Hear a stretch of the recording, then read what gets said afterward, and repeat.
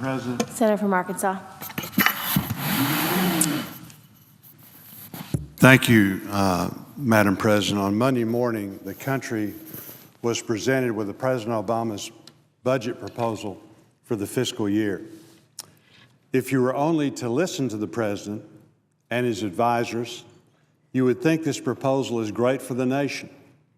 The acting budget director says the President's budget makes the right investments.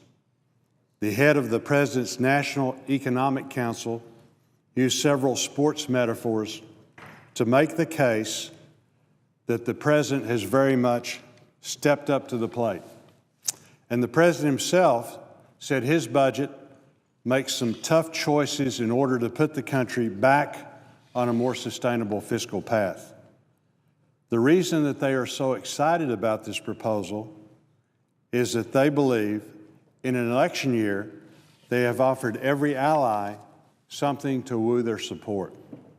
This budget proposal truly does try to be everything for everyone. The problem is that no one wins with it. When you scratch the surface of this proposal, the shine quickly wears off. The deficit reduction claims that the administration throws out to defend this proposal simply don't hold water. You can't claim trillion-dollar cuts that Congress pushed through during the debt ceiling debate as new cuts, nor can you say with all honesty that $850 billion in war savings are real cuts. This money was never going to be spent in the first place. When you get down to it, President Obama was never serious about his pledge to cut the deficit in half by the end of his first term. Like every budget this administration has proposed, this one was written with red ink. The deficit spending proposed in the President's fiscal year 13 budget topped $1 trillion once again. This is simply an unsustainable rate of spending. On Monday, the President's team was doing a full-scale PR push for that budget. At one point during the rollout, a reporter asked the President's top economic aides whatever happened to that pledge the President had made to the American people. Gone from their answers was the tough talk about making difficult decisions and facing challenges we've long neglected. Instead, his advisors were left to pull out the old standby excuse that the President and his team simply didn't realize how bad the economy actually was when they first took over. Clearly, they still don't realize it now. Not only does the President's budget ignore the very real disarray our fiscal house is in, it makes it worse. Since President Obama took office, our national debt has shot up 42%.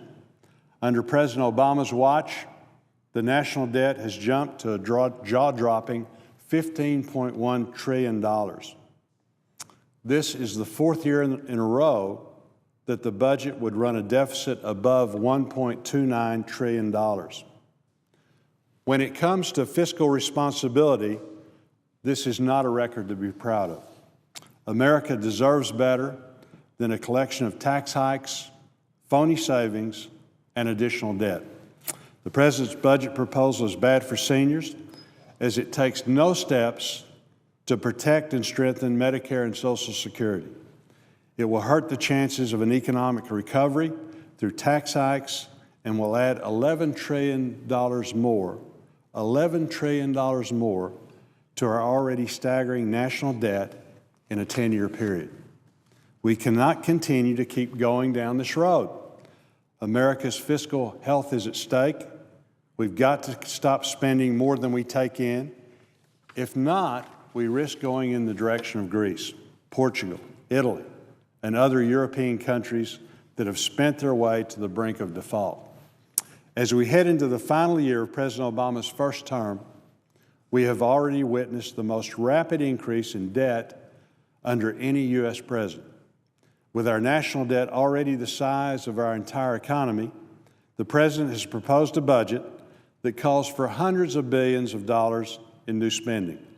If we followed through with this budget, deficit spending would exceed $600 billion every year but one over the next decade. Our national debt would grow to $18.7 trillion. President Obama would like you to believe that if we simply raise taxes, we can solve all of our fiscal problems. A recent CBO report shows that spending is the primary cause of our financial fiscal crisis and supports spending cuts rather than tax increases to reverse the trend. But the President is holding steadfast to his desire to raise taxes as an answer. The President's failed policy of borrowing, spending, and taxing is just what the CBO is warning us to avoid. It hasn't worked in the past, and it won't work in the future. Washington does not have a revenue problem. Washington has a spending problem. The fact that President Obama still believes we can tax our way out of the problem reveals a huge disconnect with the American people. Madam President, when it comes to our country's budget, Americans have a right to expect accountability, honesty, and responsibility. This proposal has none of those.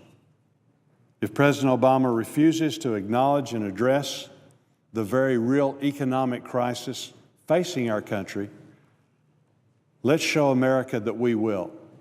We can do so by rejecting the White House's proposal and passing a responsible budget that puts our nation back on a fiscally responsible path.